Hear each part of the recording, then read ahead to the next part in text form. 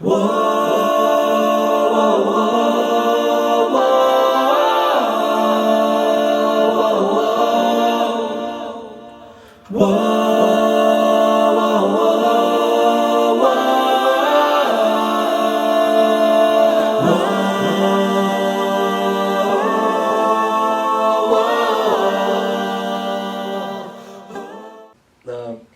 says, for, I don't know what just happened. Go back.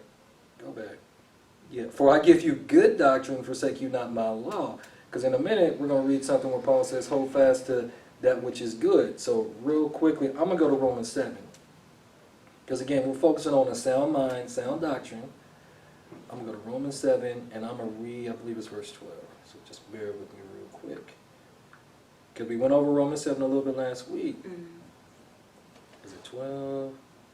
Wherefore the law is holy, and the commandment holy, and just, and good.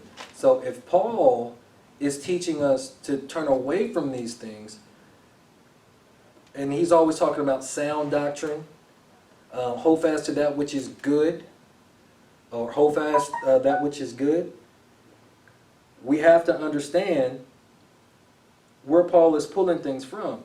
So again, back to Proverbs 4, verse 2, it says, for I give you good doctrine, forsake you not my law. So somebody tell me what that means. What does that mean? That he gave us good instructions, and don't you be disobedient. So if the writer of Proverbs is saying that, that would make you believe that if you're doing these things, if you're not forsaking the law of the Most High, that you're going to have a what? You're going to have a sound mind. No matter what, you're going to have a sound mind because you're not forsaking it.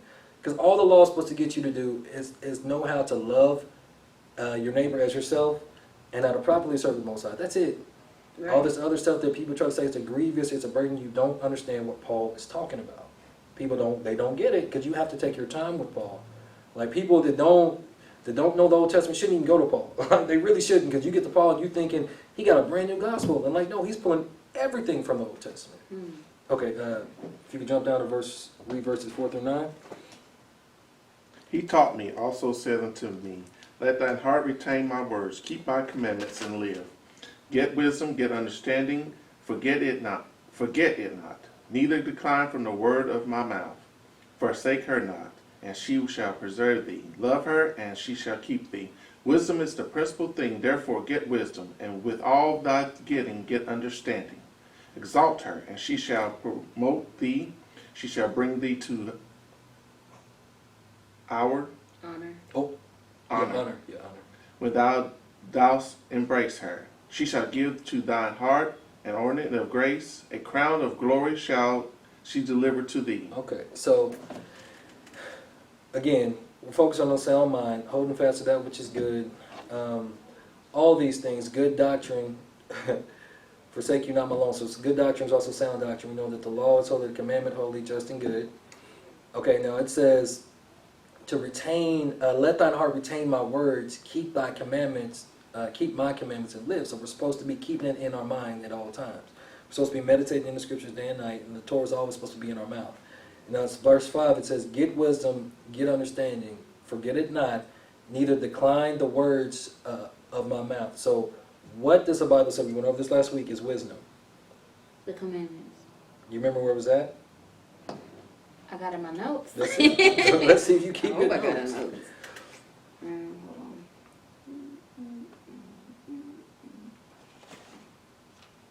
No, I don't know. I have a lot of notes.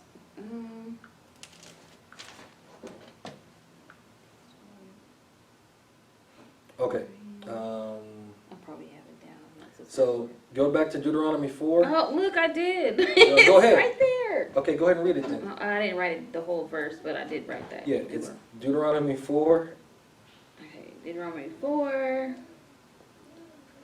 verse 1 and 2, and then read verse 6. You won't read it all. We'll just read those 3 verses. Oh, I haven't highlighted. Now therefore, O hearken, O Israel, unto the statutes and unto the judgments which I teach you, for to do them, that ye may live, and go in and possess the land which the Lord God of your fathers giveth you.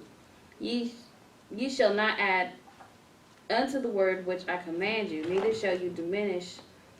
Is that the word? Mhm. Yeah, diminish aught from it, that ye may keep the commandments of the Lord your God, which I command you. What did you say? Jump down to 3? 6. Okay. Because we're 6. trying to figure out what does the Bible say wisdom is. Keep therefore and do them, for this is your wisdom and your understanding in the sight of the nations, which shall hear all these statutes and say, surely this great nation is a wise and understanding people. So go ahead, read verse 7. For what nation is there so great? Who hath God so nigh unto them as the Lord our God is in all things that we call upon him for? One Wait, more. Mhm. God is in all things that we call upon him for. Yeah, I said that right. Keep going. Yeah, read verse 8. And what nation is there so great that hath statutes and judgments so righteous as all this law, which I set before you this day? So, I'm going to read verse 9. Only take heed to thyself and keep thy soul diligently, investigate, scrutinize, lest thou forget the things which thine eyes have seen, and lest they depart from thy heart all the days of thy life, but teach them thy sons and thy sons' sons. Because, again, it's supposed to always be in our mouth, but in Deuteronomy 4, it tells you that the commandments or the law or being in obedience to the Most High is our wisdom and our understanding. So when people, when they're saying certain things like, if you don't even know what wisdom is in the Bible, then I suggest it's time for you to start relearning stuff. Because like this should be a basic thing. Everyone should know that Deuteronomy 4 tells you what the Bible considers wisdom and understanding. Could you jump down and read verses 13 through 15? Back in Proverbs 4. Take fast hold of instructions. Let her not go. Keep her, for she is thy life. Enter not into the path of the wicked, and go not in the way. No, Proverbs 4, my bad. Back to Proverbs. That's That is Proverbs. Proverbs 4 and 13. Mhm. Proverbs 4, 13 through 15. Oh, my bad. I was up too high. Wow, my bad. I'm like, what am I doing? My bad. Yeah, you're right. Start with the 14. Enter not into the path of the wicked, and go not in the way of evil men. Avoid it, pass not by it. Turn from it, and pass away. So, 13, take fast hold of instruction. Let her not go.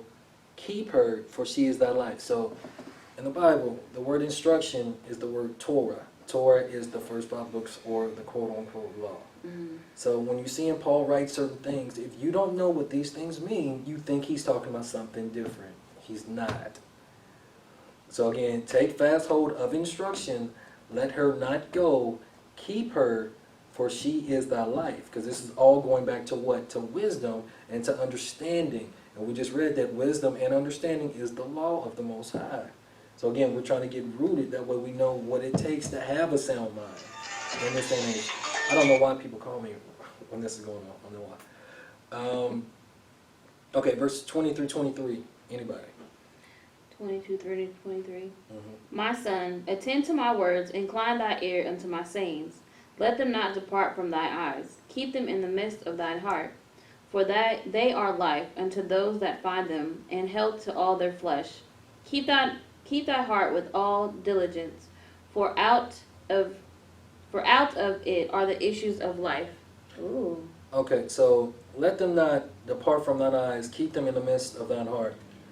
Like his work is Jesus, or Yahusha is the word made flesh. So you also got to be paying attention to what he said. Mm-hmm. And if you pay attention to what he said, he tells you that until heaven and earth pass away, not one thing in the law, not one jot or tittle is going to be gone. And heaven and earth is still here. Now, of course, we don't kill bull goats in this time frame right now. And now, as we've always should have been doing, repentance is through the confession of sins, not just from the blood of bull and goats, but to not let it depart from your mind, because that's what heart means. That means that you're being diligent. You're diligently seeking it out, and you're meditating in the scriptures day and night. Because if you don't, your mind will wander. If your mind wanders, then you lose control of your mind. Mm-hmm. And a sound mind literally means self-control. It means control of your mind. Wow. Is what it literally means. That's why he told us to meditate in the scriptures day and night. Because if you don't, you're going to go down the wide path, because there's a lot of pitfalls out here. For they are life unto those that find them, and health to all their flesh. Keep thy heart with all diligence, diligently seeking him, for out of it are the issues of life. So if you actually look up the issues of life, that actually goes back to, if you look at the definition, the source of life. That's why you're always supposed to be protecting your mind. Yeah. What you allow your mind to consume. Yes. You can't just be a chameleon, or you can't just be one of those things that just consume everything. You know, because then what is going to be your base? If everything is okay, because like there's this new age religion like, no, just accept everything. Yes, it's okay. Just love. It don't matter as long as you're not hurting anybody else. That's false. Because the Most High, he says that a false balance is an abomination to him. So we know that thing is false. So verse 24. Put away from thee a froward mouth, and perverse lips put far from thee. Let thine eyes look right on, and let thine eyelids look straight before thee. Stay focused on the Most High. Ponder the path of thy feet, and let all thy ways be established. So you got to be making sure you're thinking about the steps you're going to take. So you got to be like, okay, well, if I do this, am I going to be in right standing with the Most High? Like, am I going to offend somebody by doing this and doing this thing? Turn not to the right hand nor to the left. Remove thy foot from evil. So, verse 24, put away from thee a froward mouth, and perverse lips put far from thee. Again, when we're interacting with people, like I always try to do it, but you know, I always try to guard the words that I say. Or I always guard the words that I say now. But I'm telling you, when people found out that they're wrong, and you show them a litany of times that they're wrong, out of the abundance of the heart the mouth speaks. Them demons come out of these people. Out of nowhere, like, man, I was working you, I've known you for years. You know, we always had a good conversation until this, and because of this, and then all of a sudden you want to cuss me out, and I'm a Pharisee, I'm this, I'm that, and I'm like, what did I do to you? It's like, whoa, buddy. I'll let you keep that demon, I'm going to move on. Because people, they get comfortable with being possessed like that, though.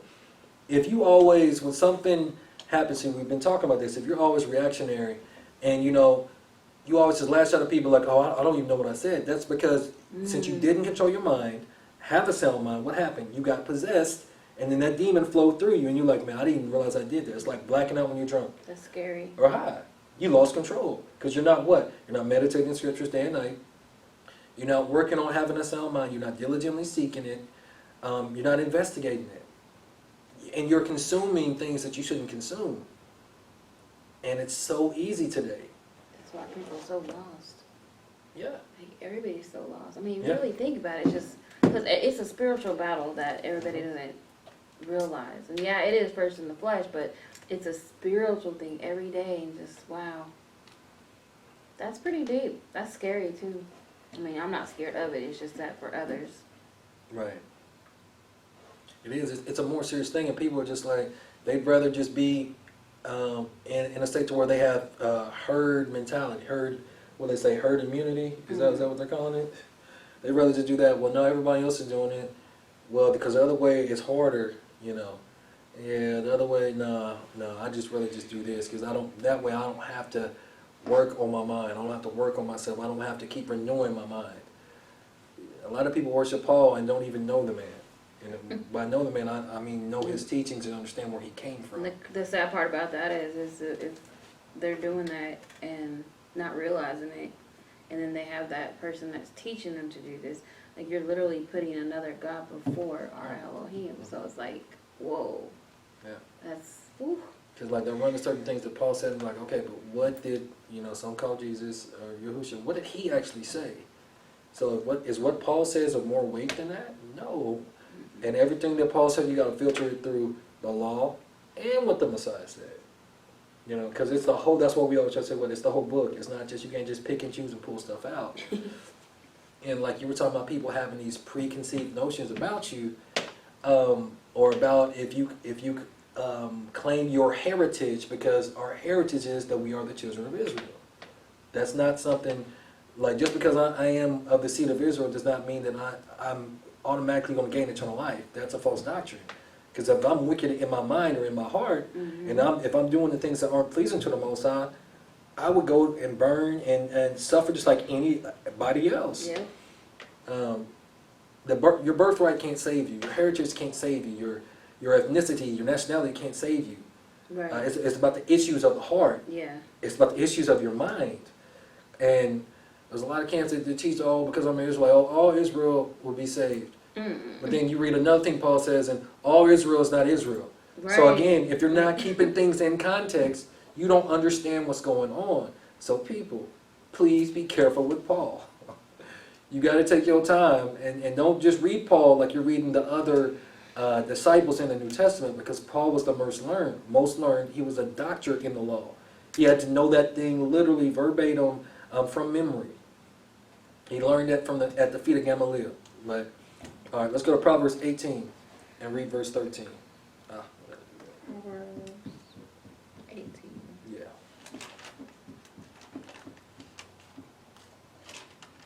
And 13. He that answered a matter before he heareth, it is folly and shame unto him. So what does that mean? He that answereth the matter before he heareth, it is folly and a shame to him. What does that mean, Jerome? Like, okay, What does that mean, Jerome? take it away. He answers the question before he hears everything. So he's basically a fool. How can you answer something and you don't even know what's going on? Because that, like I'm telling you, like that's what we keep running into. People, they're not even listening to what we're saying or showing them. They already have their answers in their mind what they're going to say. It don't matter what we bring to them. They already have that spirit of contention in them. And we're just like, man, I'm a person just like you are. And just because I'm the seed of Israel, that doesn't change who I am. You should know my character.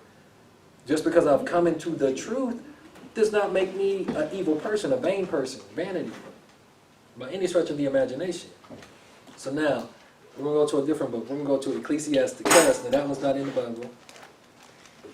In the Bible that you have. Ecclesiastes? Yeah, 11. It's going to be on the screen. And we're going to read verses 7 through 9 and 14 through 15 if y'all want to take these two down. 11, 7 and 9. So, this is on the screen. Just let me know if you got it all. You ready? I have it. Okay. So, why did they go back to that? That's not through. Why did they go back there? Hold on. I gotta get there, of course. Let's take these on. Come on. Here we go. So, verse 7. Blame not before thou hast examined the truth. Understand first, and then rebuke. So, the Apocrypha were some of the books that were taken out. This is one of the books of the Apocrypha, Ecclesiastes. Like in my King James Version, it actually has all these books in it. So, again, blame not before thou hast examined the truth. Understand first, and then rebuke. Because that's why Moshe even told them, if you hear about a city going serving other gods, you got to go and investigate that thing first. Like, you see the changes that we're making, you hear about the changes that we're making, and you want to come and just say, oh, no, they're a part of a cult, and you haven't even come and examined the truth? Yeah. Like, you're a false accuser. You're a Hasatan. You're a Satan. It don't make no sense when you come at us, and because every person, just like in every walk of life, all white people aren't bad and all black people aren't good, if you want to put it in those type of connotations. So you have to judge righteously between people. And that's the problem. They don't want to do that because, again, they want to keep that negative connotation because it's easier for them to be comfortable. And in their comfortability, they have lost the sense of having a sound mind. Because now, they're just leaning on and leading on to their own understanding. Very emotional. Very emotional. Very emotional. Answer not before thou hast heard the cause, neither interrupt men in the middle of their talk, in the midst of their talk. And that's another thing. So when these discourses occur or happen, I'll be quiet. I'll let them have their time to talk. But as soon as it's my turn, or your turn, or whatever, and then you pull out the scriptures and you show them, okay, I understand where you pulled from this chapter. Let's read a little bit further down and get the full context of what this said, and let me show you 2 or 3 more witnesses, or even more witnesses than that. But they don't want to do that. They start trying to give you theology, Greek thought, what they've been taught by a pastor or by a minister, because a lot of these churches, we talk about this all the time. You go there, there'll be 1 or 2 scriptures from out of the whole Bible, and the other 2 or 3 hours is just them talking and really getting you emotionally charged into it. That's not how you read the Bible, though. Because it's just a motivational speaker. There's somebody who's really good at motivational speaking. That's all that is. Yep. Every day you come to church or to an assembly, you're not going to feel good. Some days you're going to be really condemned or judged like, man, I gotta get better. Some days you will feel better. But when people, when they go to places of worship and think that every time you come there, you know, it's just going to be, oh, this is going to be great, this and that's, if you're coming to a place and you always just get a good feeling when you leave, you may not be in the right place, or you may be serving different Elohim, because it's not like that. Especially when you know you've done things that you think nobody knows about. And then all of a sudden, somebody starts prophesying about certain things, and this isn't that, or whatever the case may be. Maybe the word from the pastor or whatever is directly speaking to the things that you've been dealing with and burdening with. Mm-hmm. Like sometimes the Most High, he draws you to come there to judge you, point blank period. And you got to be okay with that, because he only judges or rebukes or reproves those that he loves. Again, like you said, don't be overly emotional. Like, okay, you're right. I got to repent. I got to turn from this. You know, I got to turn my feet towards the Most High. Verse 9, strive not in a matter that concerneth thee not, and sit not in judgment with sinners. Okay. Another thing that ends up happening is, whatever subject that we agree to talk about, they end up changing the subject to 50 million other topics. Like, no, because for one, I didn't really want to have this conversation, or I came at you with the right spirit, and we were talking about this. Don't try to get us off subject by going to 30 million other things, because you're just trying to get me off of this subject because you were proven wrong. But again, this is interactions that I personally had. I can't speak for everybody. Right. I just know that there are those of us that actually go through these things, and we're just wondering, like, man, I'm coming at you out of love. Like, it's not about that, because I just want you to be, you to get it right too. Excuse me. Verses 14 and 15. Prosperity and adversity, life and death, poverty and riches come of Yahuwah. Wisdom, knowledge, and understanding of the law are of Yahuwah. Love and the way of good works are from him. Error and darkness had their beginning together with sinners, and evil shall wax old with them that glory therein. So I just wanted to do that, and I don't know why this is still in there. I thought I took that out. So this is going to be a quick one today, so we're just going to read Joshua 22. We're going to call it for the day, because I know everybody's tired. I know I've been tired.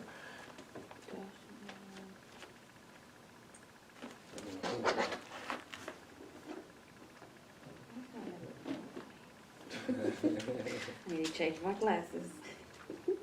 Maybe you need some thicker ones. Apparently That's so. everybody's thinking they can get. You're right. Wow. You might need to get some wines.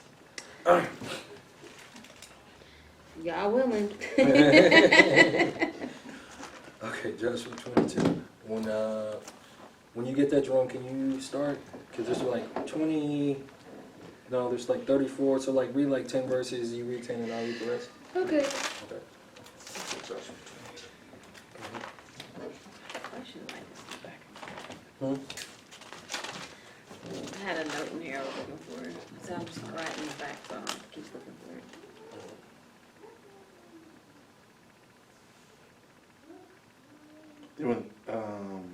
Then Joshua called the Reubenites, Reubenites and the Gadites, Gadites and the half tribes of Manasseh, and said unto them, Ye have kept all that Moses, the servant of the Lord, commanded you, and have obeyed my voice in all that I commanded you. Ye have not left your brethren these many days until this day, but have kept the charge of the commandments of the Lord your God. And now the Lord your God have given rest unto your brethren. And he promised them, Therefore, now return ye and get you into your tents, and into the land of your possession, Mm-hmm. possession which Moses, the servant of the Lord, gave you on the other side of Jordan. But take diligence, heed to do the commandments that the law which Moses, the servant of the Lord, charged you, to love the Lord your God, to walk in all his ways, and to keep his commandments, and to cleave unto him, and to serve him with all your heart, with all of your soul. Okay, so real quick, verse 5. Jessica, can you read it again and tell me what you get out of what Moses actually charged the children of Israel? What he charged them? Right. But take diligent heed to do the commandments and the law, which Moses the servant of the Lord charged you So he charged them to do what? to seek diligently Yeah, and keep the commandment, and right? keep the commandments, Mm-hmm. to love the Lord your God, and to walk in all his ways, and to keep his commandments, and to cleave unto him, and to serve him with all your heart and with all your soul. So your heart is your what, again? Mind. Your heart is your mind. So is Moses giving them a burden? No. Because he's saying to love the Most High with all your heart, mind, and soul. I thought that's what we were supposed to be doing. He's telling them to seek diligently for his wisdom and follow his statutes and commandments. How do you not want to do that? Because if you're loving them with all your mind, you're going to have a sound mind. Because there's a law of, what I like to call a law of reciprocity, or you reap what you sow. So if you're sowing into having a sound mind, if you're sowing into focusing on the Most High with all your heart, mind, and spirit, when that is your pleasure, that is your treasure, then you've got to reap a sound mind. But people don't want to do that. Nobody wants to read the Bible. It's not popular, especially if it's in Old English. It's hard reading. Everybody would rather, well, no, I'll just watch this new show on Netflix, Amazon, Hulu, or maybe I'll just watch YouTube or TikTok all day. And then what happens when you watch these things and get entertained? Your mind does what? Gets programs. And it wanders everywhere. It does. Yeah, all kinds of Won't fears spend no time a day even thinking about the things or the ways of the Most High. yeah. So that means you're not focusing on the sound mind. Okay, my bad. Keep on, Jerome. Verse 6. So Joshua blessed them and sent them away, and they went into their tents. Now to the one half of the tribe of Manasseh, Moses had given possession in Bashan. But unto the others half, therefore gave Joshua among their brethren on this side of Jordan westward. And when Joshua sent them away also unto their tents, then he blessed them. And he spake unto them, saying, Return with much riches unto your tents, and with very much cattle, with silver, and with gold, and with brass, and with iron, and with very much raiment. Raiment, clothing. Divide the spoils of your enemies with your brethren. And when the children of Reuben and the children of Gad and the half tribe of Manasseh returned and depart from the children of Israel out of Shiloh, which is the land of Canaan, to go into the country of Gilead, to the land of their possession. Therefore they were opposed according to the word of the Lord by the hand of Moses. Mm. And one more verse. And when they came into the border of Jordan, that are in the land of Canaan, the children of Reuben and the children of Gad and half of the tribe of Manasseh built there an altar by Jordan, a great altar to see. Okay, Jessica, if you don't mind. And the children of Israel heard say, Behold, the children of Reuben and the children of Gad, the half tribe of Manasseh, have built an altar over against the land of Canaan, in the borders of Jordan, at the passage.